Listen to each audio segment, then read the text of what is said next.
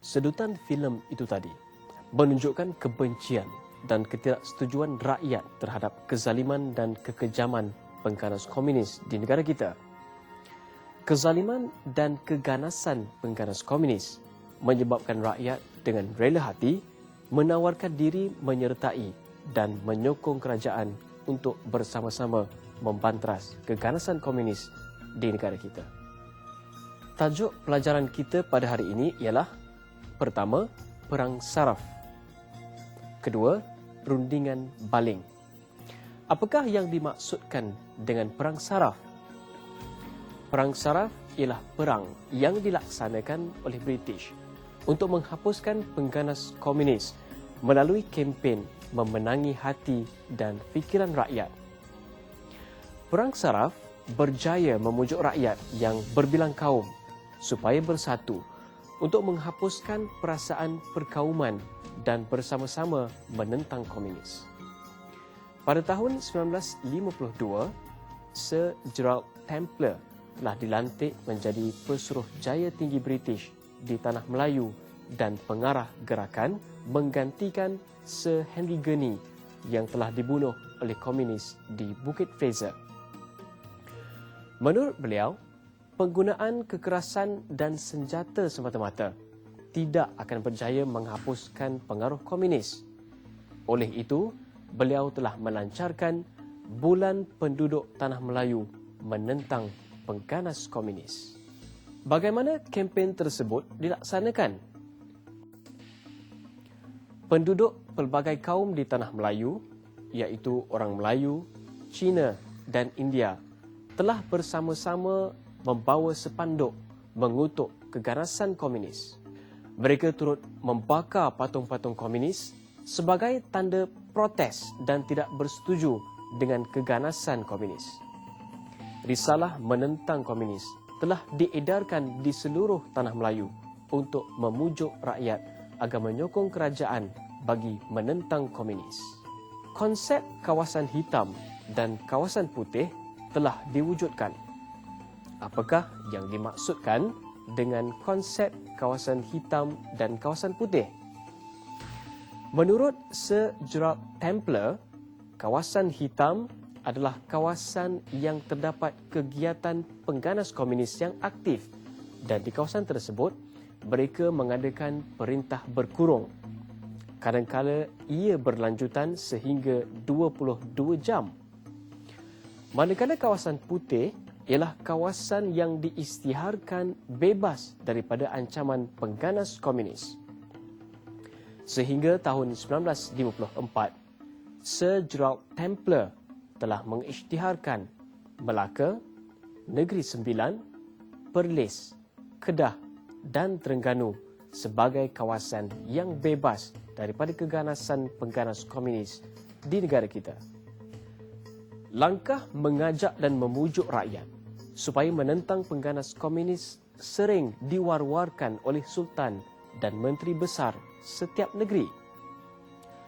Contohnya, Sultan Pahang. Baginda mengingatkan rakyat negeri Pahang supaya jangan terpedaya dengan janji-janji manis komunis. Orang Melayu yang membantu dan menyokong pengganas komunis dianggap sebagai pengkhianat negara. Menteri Besar Pahang juga mengingatkan orang Melayu jangan melupakan kekejaman pengganas komunis ketika tentera Bintang 3 mengambil alih kuasa selepas Jepun menyerah kalah dalam masa 14 hari. Mereka melakukan keganasan dan pelbagai perbuatan yang tidak berperkemanusiaan. Pemimpin Melayu yang terkenal, Datuk On bin Jaafar, telah menyeru dan merayu rakyat di Tanah Melayu supaya membantu kerajaan menghapuskan pengganas komunis di Tanah Melayu. Kerajaan juga telah berusaha menimbulkan kebencian rakyat terhadap komunis dengan menggelar mereka sebagai pengganas. Sir Gerald Templer telah menguatkuasakan peraturan catuan bekalan makanan secara berterusan. Langkah ini menyebabkan pengganas komunis terpaksa bercucuk tanam bagi menampung keperluan makanan sendiri di dalam hutan. Walau bagaimanapun, pasukan keselamatan telah melemahkan usaha komunis tersebut dengan menyembur racun ke atas kawasan tanaman tersebut. Kerajaan menawarkan pengampunan bagi menggalakkan pengganas komunis menyerah diri.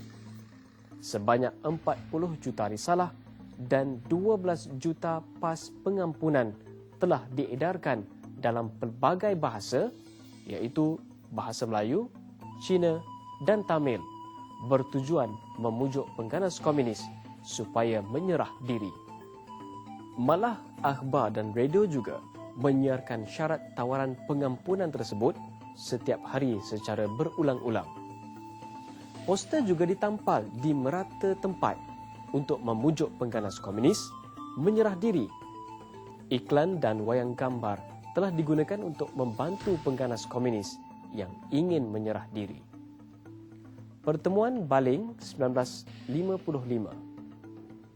Dalam pilihan raya Majlis Perundangan Persekutuan tahun 1955, Parti Perikatan telah mengemukakan manifesto kemerdekaan negara dan menamatkan darurat di Tanah Melayu. Tunku Abdul Rahman telah berjanji akan membuat rundingan dengan pihak komunis sekiranya diberi mandat. Oleh itu, Chin Peng telah menulis surat kepada Tunku Abdul Rahman. Pada 28 dan 29 Disember tahun 1955, satu pertemuan telah diadakan di Sekolah Inggeris di Baling, Kedah. Dalam pertemuan tersebut, Tunku Abdul Rahman telah meminta Chin Peng supaya membubarkan Parti Komunis Malaya, meletak senjata dan menyerah diri tanpa syarat. Chin Peng pula mengenakan syarat, iaitu Parti Komunis Malaya atau PKM hanya akan meletakkan senjata dan menyerah diri sekiranya kerajaan bersetuju mengakui PKM sebagai sebuah parti politik yang sah. Pertemuan tersebut telah gagal kerana Tunku Abdul Rahman enggan bertolak ansur dengan Chin Peng yang mewakili Parti Komunis Malaya. Beliau menyedari bahawa fahaman komunis tidak sesuai dalam kehidupan masyarakat berbilang kaum seperti di negara kita. Walau bagaimanapun, beliau bersedia berunding dengan PKM pada bila-bila masa sekiranya PKM berubah fikiran. Akhirnya, Tanah Melayu mencapai kemerdekaan. Pengaruh komunis semakin lemah, sokongan rakyat terhadap komunis juga semakin lemah. Oleh sebab itulah, darurat ditamatkan pada 31 Julai tahun 1960. Dalam perbincangan tadi, kita dapati keganasan pengganas komunis telah menyebabkan negara berada dalam keadaan yang tidak stabil.